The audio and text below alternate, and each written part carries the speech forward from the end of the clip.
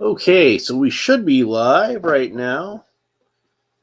Give give YouTube a chance to catch up. Give it a couple of seconds because it does have a little bit of a slight delay. Make sure my volume's turned down. Okay, yep, we got picture. I just wanted to make sure we had picture.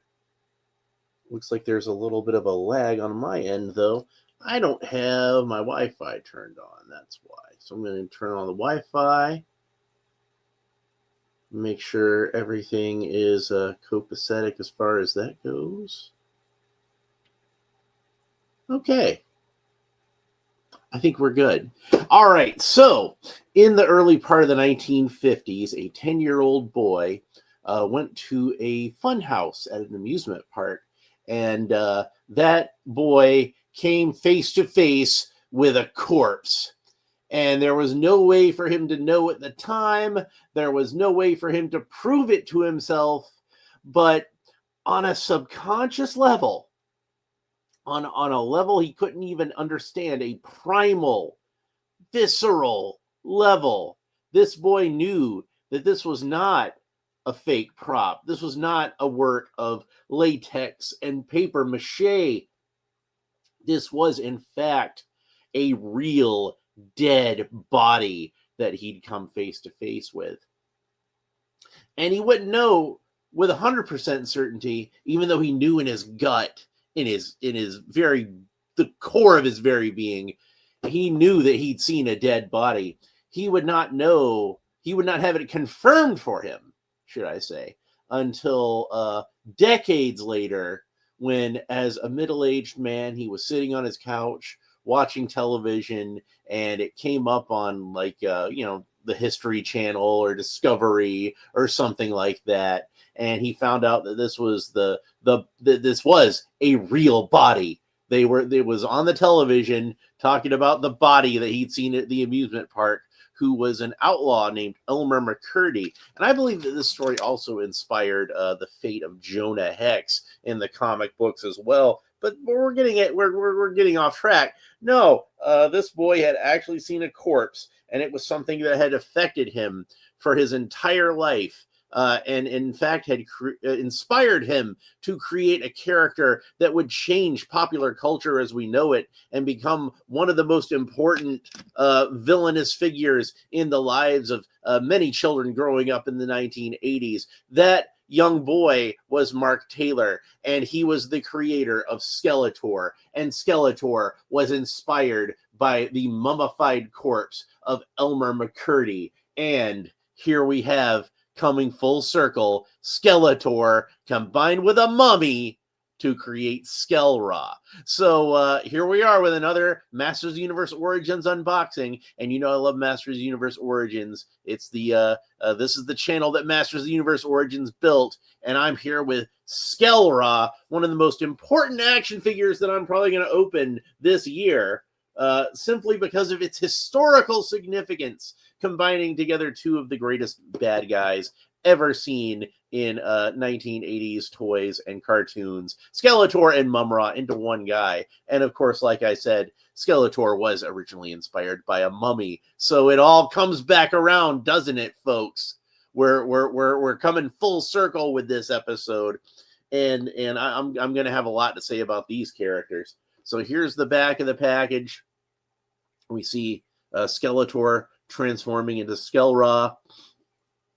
You got the instructions here. Replace head to turn Skell-Ra into Mumm-Ra. Reversible cape.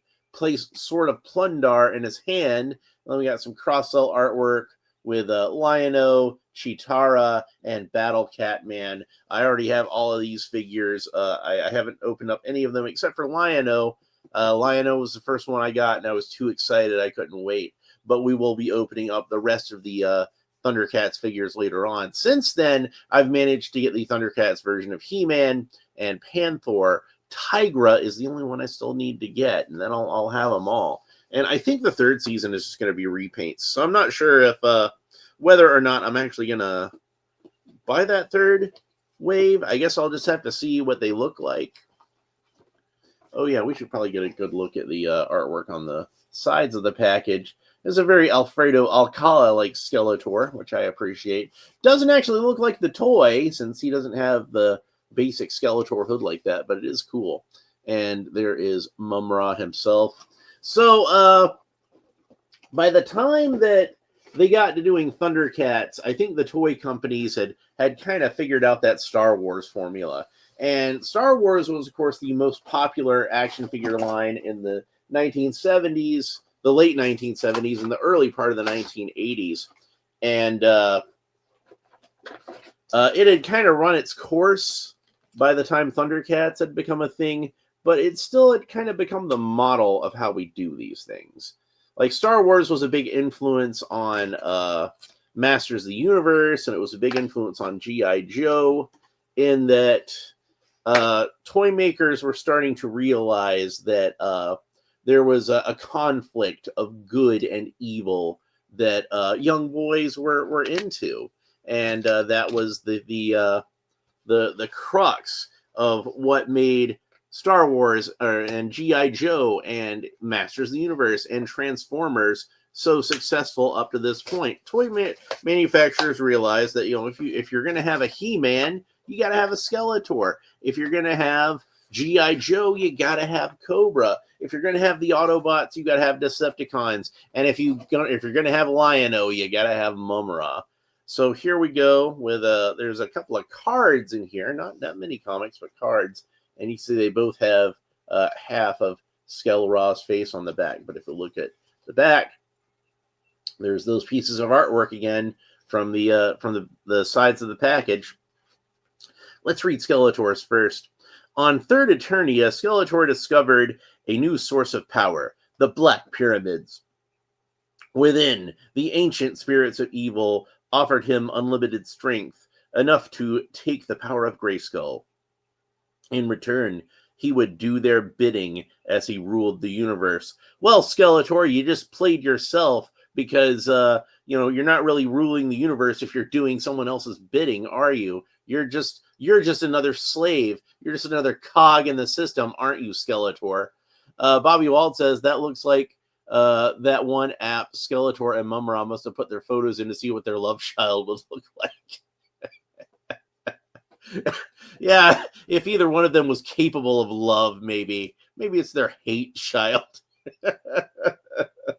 And the Mumm-Ra, the ever-living, ancient spirits of evil granted the demon priest Mumm-Ra the power to rule Third Earth. After Mumm-Ra's defeat at the hands of the Thundercats, the ancient spirits of evil searched across the universe for a new vessel who would trade power for servitude. All right, so we can go and set those aside for now. And let's have a look at some of the parts in this action figure. So I have to imagine, and I don't know for certain because I'm not an expert on Thundercats, but I have to imagine that the thought process in creating Mumm-Ra went something like this, is that we need a really cool villain like Skeletor. Because kids love Skeletor. He's actually probably more popular than He-Man, if we want to be honest. So we need a really good villain for this line. Now, we can't do a skull-faced villain, obviously, because that's already been done. And, what are some other things that kids think are creepy? Like snakes? Yeah, we can't really do snakes either, because G.I. Joe's got that all sewn up with Cobra. When I was a kid, I really liked Universal Monsters. Maybe we could do a vampire. No, that might be a little too creepy. I mean, the kids would love it, but the parents might not be into all the blood drinking and everything. So maybe not a vampire. Werewolf, yeah, that's probably a little too close to Beast Man from He-Man. So we might not want to do that. Mummies, though. Oh, we might be onto something with a mummy. We can make him like a little shriveled up mummy character in a robe and make him almost kind of like the Emperor in Star Wars. And then, maybe like He-Man, he calls upon the ancient power of like some kind of, spirits of evil or something, and transforms into like a big muscular dude like He-Man does. I'm kind of thinking that was the thought process. I don't know for certain, but it's a theory that happens to fit the facts. So yeah, and it worked. You know, it worked, and they were able to sell 2 action figures. I want to say that the shriveled up mummy Mumm-Ra was like a mail away thing, and he might have come with the playset also. But there's the Mumm-Ra head, looks just like how I remember him looking in the cartoons. And you notice both Mumm-Ra and Skeletor just so happens that they both have blue skin like that. So this wrap is held in with a rubber tab, and it's held in a really annoying way where it's literally just around like the strap in the back. I want to see if I can just break it off. I don't even want to fool with trying to cut it. Yeah, there we go. I got it off. And I'm betting that means that the other bandage is held in a similar way. Yeah, but it's got rubber straps around it's got rubber tabs around both of these straps. And you are going to want to have these straps for when he's Mumm-Ra, because that's what's going to hold the cape on. Much like the cape's going to be held on to his armor when he's in Skeletor mode. Man, did you guys have to... Like, rubber tabs are just annoying, for one thing. And they just found, like, the most annoying way that they could get these rubber tabs in there. So there's the bandages from Mumm-Ra. And you can see that they're molded in this kind of translucent white plastic, which is cool because it makes it gives it the illusion of looking somewhat like gauze, doesn't it? Like what you would actually wrap, the linens that they would actually wrap a mummy in. And then we have Mumm-Ra's loincloth. This is going to make him look like the original Mumm-Ra design from the cartoon when we get him out. And it's just a good thing both Mumm-Ra and Skeletor have blue skin, isn't it? Because then we can have a figure that we can change back and forth between Mumm-Ra and Skeletor. And there's his double-bladed sword. Looks very cool. Bobby Wald says he saw images of something, but I think he got kind of cut off. So I'm sure I'm going to give him a minute to finish that thought. Because now I'm in suspense as to what Bobby Wald is going to tell us. So let me clip the rubber. I'll just get those at the back here. Those are fairly easy. He's got rubber tabs around his ankles.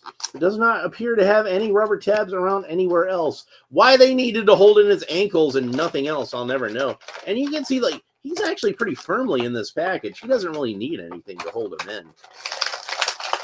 All right. So let's go ahead and get him out there. All right. So here's our Skeletor out of the package. And he is much larger and bulkier than a typical Masters of the Universe Classics. Let's since I have Zodak handy, we can use Zodak as a comparison. And because he's just massive. Look at that. But this is Skeletor, like, imbued with the ancient spirits of evil, so he is much more large and muscular. And hell, you know, I've got some Masterverse figures over here. Let's see him next to a Masterverse. You can see he's almost as tall as the Masterverse version of Hordak.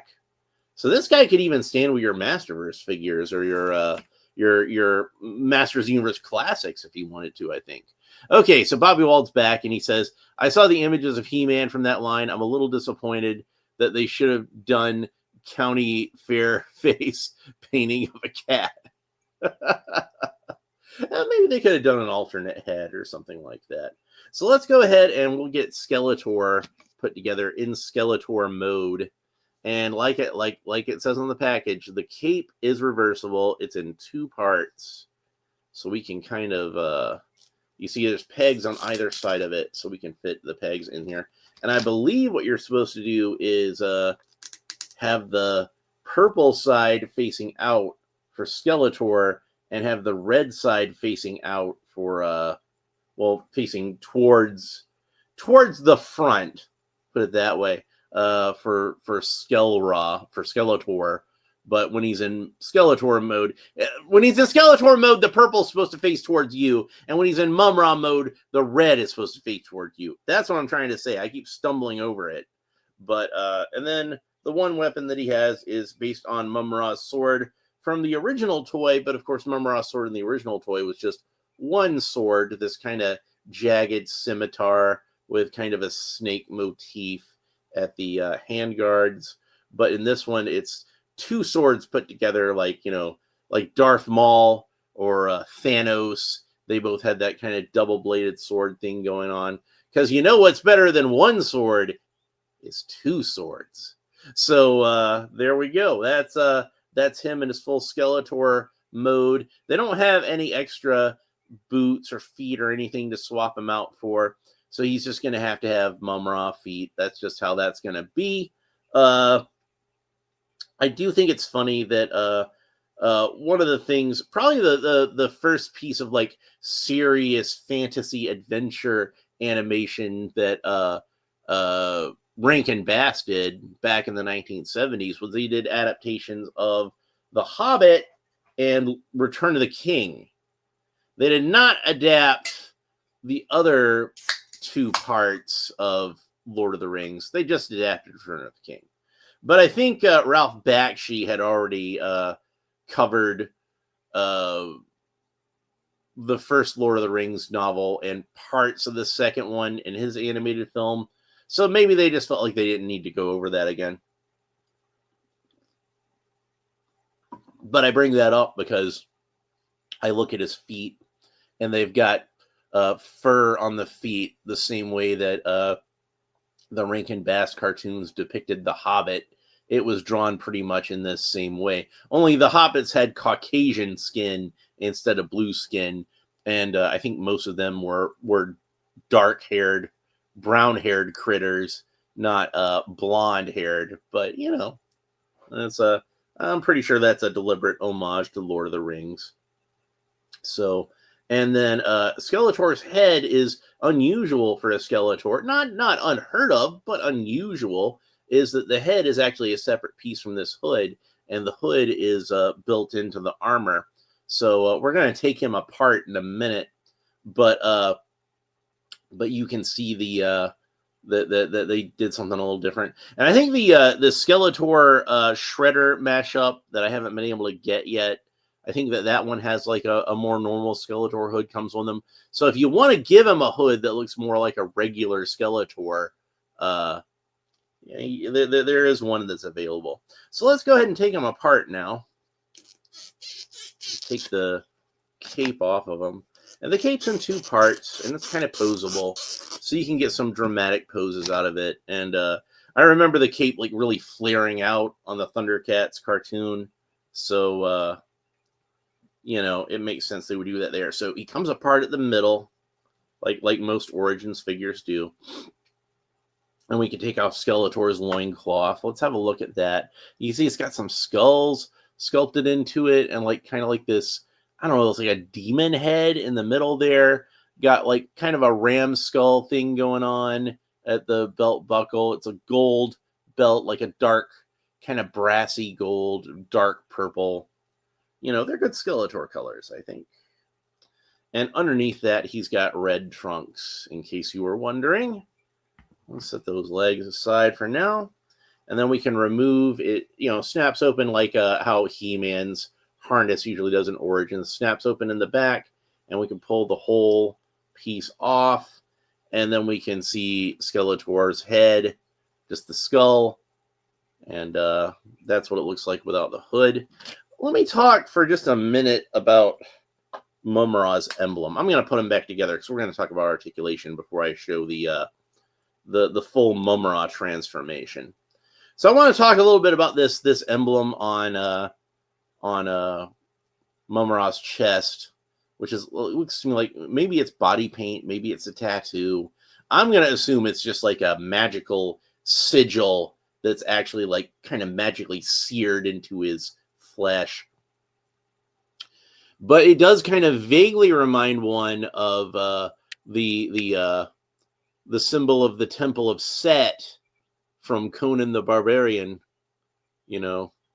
two snakes facing each other, you know. So and then like the way that they kind of curl around at the bottom is kind of reminiscent of the sun and moon from Thulsa Doom's symbol. Maybe Thulsa Doom was another character that inspired Mumm-Ra in some ways. Maybe that's another reason they didn't want to go with snakes as a theme. Maybe you know, the original Thulsa Doom in Robert E. Howard's books, he was a skull-faced guy. He was a lich. So, but yeah, I wanted to just have him in this most basic form. This is the most basic form I can get him into, so we can talk about the articulation. So Skell-Ra can look up about that far, look down about that far, tilts his head kind of quickly from side to side, rotate the head all the way around. Of course, Skell-Ra's arms rotate all the way around the shoulders and raise up to the sides about that far. It's a Masters of the Universe Origins figure because his arms come off. Of course they can. So we can swap his arms with other figures. So that's nice. Go ahead and pop that back in there. It was pretty, it does seem like it's in there pretty firmly. So, but it might kind of loosen up if your kids are playing with it for a while, and they might not have to really struggle with it. Like you see, I had to put some effort into it. Skell-Ra has a single joint of articulation at the elbow, which bends in about that far, rotates all the way around. It's at a little bit of an angle. He's got wrists that rotate all the way around, and they look like they both have horizontal hinges, so they move back and forth like so. Yep, horizontal hinge on the other hand as well. Skell-Ra rotates all the way around at the waist, and we already saw the waist comes apart. He can do the splits, no problem. Skell-Ra can kick forward about that far, kick backward about that far. Single joint of articulation at the knee, rotates all the way around, but it is at a little bit of an angle. Then he's got a boot cut, boot rotates all the way around, and then the foot points down about that far, points up about that far, and rotates all the way around where the foot meets the ankle. So that is the extent of the articulation there. It is definitely, you know, on the par of our typical Masters of the Universe Origins articulation. It definitely rises to that standard. Earth Dude is here, and he says, "We Batman." Yeah, and Zack Snyder just posted another pic today of Ben Affleck as Batman today. He's been posting DC stuff lately. He posted Superman a few days ago, and people on the internet were freaking out. And then he posted a picture of Deathstroke, Joe Manganiello as Deathstroke, and people were freaking out. And now he's posting a picture of Ben Affleck as Batman, and people are freaking out. What's Zack Snyder up to? You know, if it was just people freaking out over the Superman picture, I'd say, well, you know, he posted a Superman picture and people freaked out about it. Okay, well, the next day he posted a Deathstroke picture and people were freaking out about that. Now he's doing Batman. He's trying to do something. He's being sneaky. What's he trying to do? I'll leave that up to you to figure that out. But yeah, it's like in the novel of Goldfinger. I wish this line hadn't made it into the movie, but it's in the novel where Auric Goldfinger tells James Bond that once is happenstance, twice is coincidence, third time is enemy action.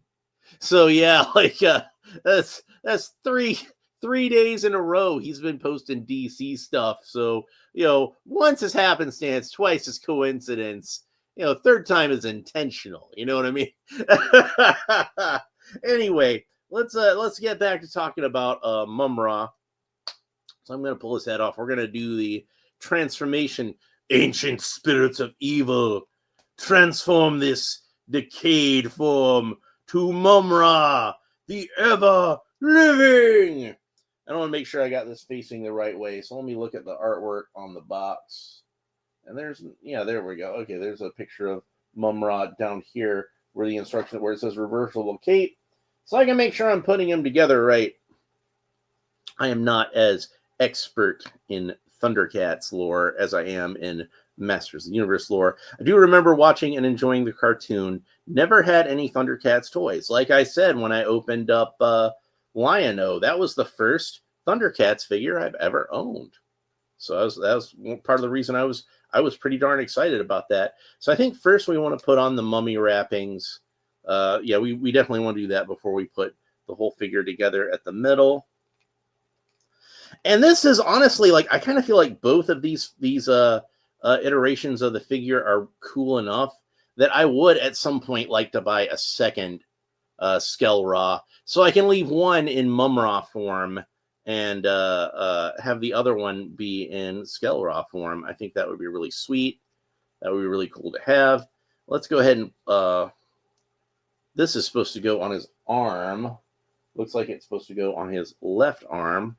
Can I get it on there by just sliding it on, or I'm going to have to take him apart in some way? I would like to just slide it on. I think that would be the best way to do that. I definitely don't want to try to pull his forearm off. It looks like it all just kind of goes around his elbow. So I don't know if it's supposed to go any further up his arm than that. But on the illustration on the package, it looks like it just goes up his elbow. So I think that looks right. That's going to be good enough for now. That's good enough for government work. So let's go ahead and pop his head on. Hopefully not have a hard time popping his head on as I did Marty McFly yesterday. By the way, today is Back to the Future Day. And I did do my video a little early because I wanted to make sure it was up for whenever, like people in Australia, for them, it would be Back to the Future Day a little bit earlier. And I know I got friends of the channel in Australia, so I definitely want certain friends of my own in Australia. So I definitely wanted to have that up so that people could see that on Back to the Future Day. So once we get his head on, that's going to help hold the straps around his neck. Man, he looks cool. And I haven't even got his cape on yet. So let's go ahead and do that. And like I said, I'm pretty sure that for Mumm-Ra, in the package here, we're going to have the red facing out towards his front. The liner of the cape. And of course, you can really do this however you want to. If you want him to have like the red facing towards the back as Mumm-Ra, or have Skeletor with the purple facing towards the back. Rogue Haunts is here and says, "Hello, do you know me?" Yes, I remember you. So, and there he is, all assembled, but we're not quite finished. We need to put the sword in his hand. And he looks freaking awesome. So, yeah, just like with Lion-O, you can give Mumm-Ra his classic cartoon look, or you can have him in his Masters Universe form combined together with Skeletor to make Skell-Ra, or you could even find ways to mix and match these characters and make them look however you want to. Now, I'm pretty sure that Mumm-Ra, if you're going to use the Mumm-Ra head, you definitely want to use the mummy wraps, because it won't. I don't think this head will fit underneath Skeletor's hood. And if you're going to use the Skeletor head, you definitely want to use the Skeletor hood and armor, because otherwise the skull, I think, would look a little plain on this guy. But yeah, that's what he looks like, and he looks pretty cool. So, and like I said, this is a good enough look for the figure, the classic Mumm-Ra look, which of course is he's one of the more iconic villains of 80s toy lines. I wouldn't put him on the level of Skeletor and Cobra Commander, but he's kind of on the tier just below those guys. I kind of feel like your top three in terms of 80s toy villains, you got Skeletor, you got Cobra Commander, you got Megatron. Those are your big three. And then underneath you got some other ones that are still really cool, almost on that level. And Mumm-Ra would be one of them. Another one might be Inhumanoids. Remember Humanoids? I forget what the guy. I don't remember what that guy's name was, but he was pretty cool, like the big demon-looking guy. The one I really liked always was Decompose, because he had the bones and everything. Rogue Haunts asked, "Do you have Batman?" And I have to answer, "Do you know me?" There's Batman right there. There's Batman right there. I got Batman right here. I got OG Batman. I've opened him up on this channel before. You got Ben Affleck, Batman. I got Batman all over the place. I got Batgirl. I got Batgirl. I got Batman. I got this Batgirl. She's gonna get opened up soon, which the classic Batgirl. I love that. So yeah, I love Batman's my most favorite character of anything. Bobby Wald asks, I wonder if they're going to do a cheaper version of the Super 7 Mumm-Ra like they did with Monkey and Lion-O. Well, maybe they might. So, but if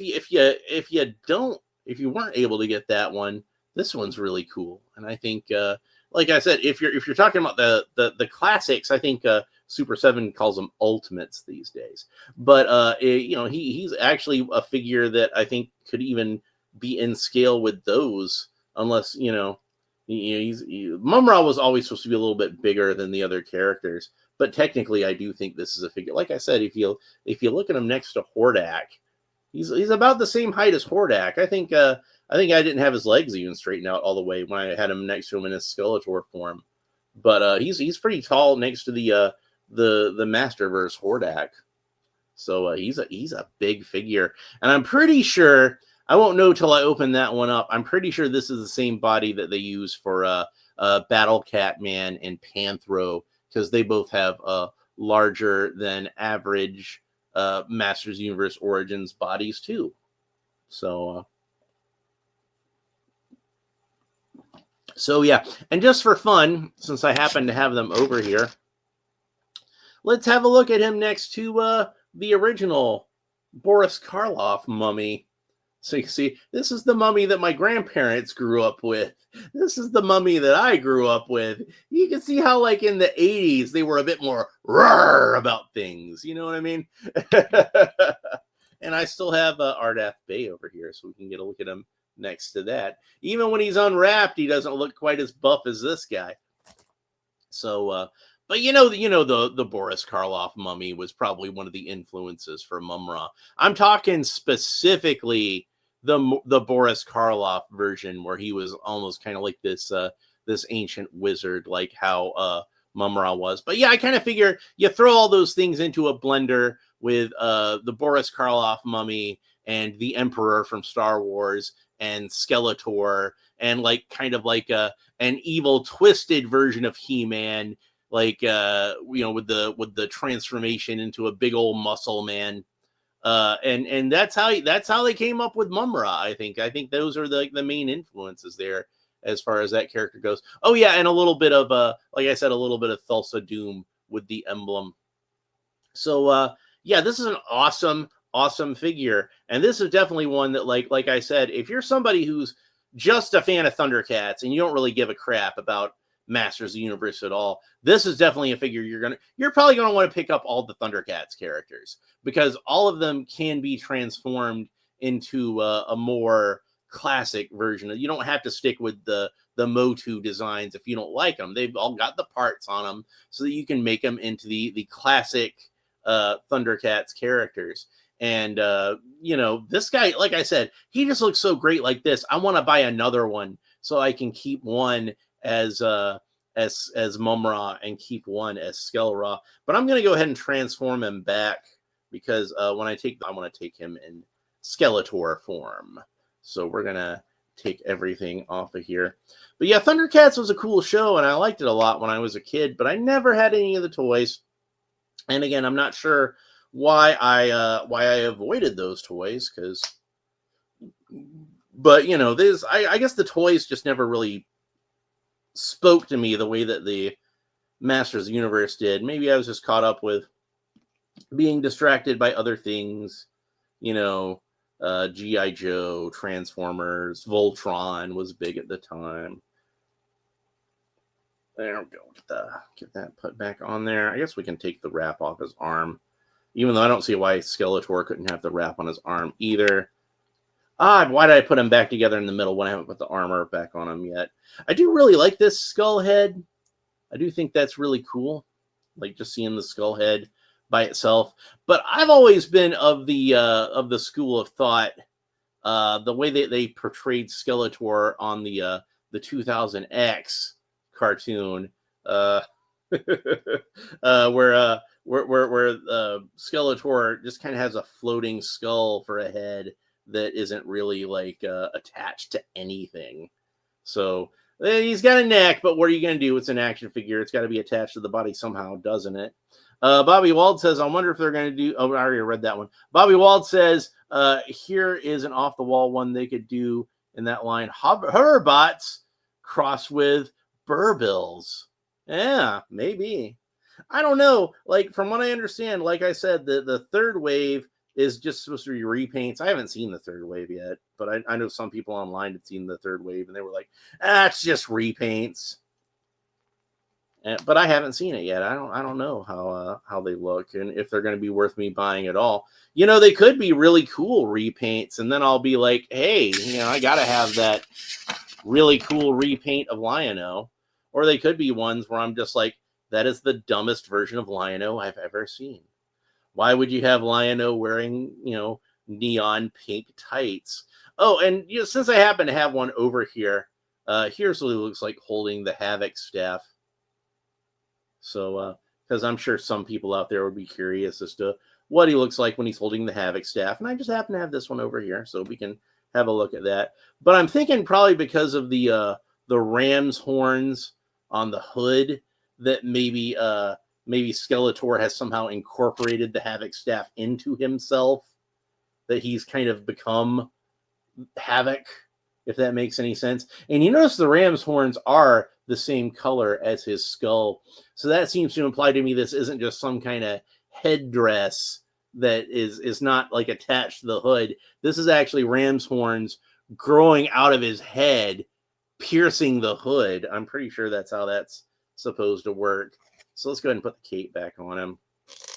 And then I'll have him in full Skeletor mode, getting ready to take the picture. Oh, and I suppose you could do this too. You could, if you really wanted to, have one side be red and the other side be purple, if you really wanted to. Again, that's the great thing about these figures is like you can come up with lots of different kinds of looks for them. But I'm pretty sure, like I said, the purple is supposed to be the one that faces out for Skeletor. So that's what that looks like. And let's go ahead and put the sword back in his hand, and then he'll be ready to take that thumbnail picture. There we go. That's how I'm going to do that. So anyway, that's it for Skell-Ra. I haven't really mentioned Halloween too much in this episode, but this is definitely a Halloween episode. How could it not be a Halloween episode with me talking about, you know, skulls and mummies and, you know, little kids finding dead bodies? Man, this episode had it all, didn't it? This was this is the kind of episode I should have like actually shot this at a campfire. And we're not done with Halloween yet. It's October 21st, which means there's still 10 more days left in this month. And most of those, of course, I'm going to be doing episodes. And I've got a lot of cool stuff left to talk about. So what all kind of monster stuff I got to talk about? Well, I've still got plenty more of Masters of the Universe. It's creepy. I've got a couple of special things that I'm saving for a little later in the month. My big Halloween figures. And I just opened a bunch of Universal Monsters. So, you know, I got to have something cool planned for those last few days. And, of course, I've got Batgirl over here to open up. And I kind of feel like Batgirl. She's Halloween enough. Remember that Batgirl's origin had her going to a masquerade party. So this actually is a Halloween costume, if you think about it, right? I don't know if that, I don't remember if that masquerade was actually supposed to be on Halloween, but I can say in my head canon it was, right? I can say whatever I can imagine it however I want. And if I want to say Batgirl is a Halloween figure for me to open up, then Batgirl is a Halloween figure for me to open up. I'm going to open up Batgirl in the next episode, and there's nothing you can do about it. She's a Halloween character now. Deal with it. Okay? I don't want to hear anybody whinging about it. Batgirl, next episode. Going to be exciting. But, you know, I got to say I'm really disappointed that I haven't gotten the Scarecrow figure that was supposed to come out at the same time as this one. They were supposed to come out on the same date, but they did not. So, and honestly, if I had to pick one to be my Halloween figure, I probably would have picked Scarecrow over Batgirl. But you know what? That's not the way it worked out. That's not the way the cards were dealt. Batgirl's the one I have. Batgirl is the one I shall open. That's it. That's my final word. So next episode, Batgirl, be here. If you want to make sure you don't miss it, make sure that you like and subscribe and all the fun YouTube stuff down below. Leave a comment and let me know what you think about Skell-Ra, Skeletor, Mumm-Ra, whatever you want to call him. I'm fine with whatever. But he's definitely a cool looking figure. He's definitely worth picking up. And I don't care if you're a Masters Universe fan. I don't care if you're a Thundercats fan. Like, this figure's got a place in your collection. And I'm sure a lot of you watching are both. And if you're a fan of both, then you definitely want to have this guy, right? He's awesome. So I'm very impressed with Skell-Ra. So that's it for this episode. Hope you enjoyed it. We will talk to you next time. Make sure that you like and subscribe. Liking and subscribing is really important. YouTube likes it when I say like and subscribe, and it helps with the algorithm. And they push it out to more people, and then they like and subscribe, and the cycle continues. Bobby Wald suggests that maybe Scarecrow was scared of how Halloweenish Batgirl was. That is entirely probable. So this is Halloween. This is Halloween. And Batgirl, yeah, she's going to count as a Halloween figure. And that's not the last of Batman that I'm going to have for Halloween either, since Rogue Hans was asking about Batman. Don't worry. There's more Batman on the way. There's always more Batman on the way on this channel. Like, Batman will always be my number one guy. Anyway, thanks for watching. Hope you enjoyed it. We've been talking about this for 41 minutes, 42 minutes almost. So this is a nice long episode. But next episode is Batgirl. Make sure you don't miss it. Hope you enjoyed this one. We'll talk to you next time. Bye.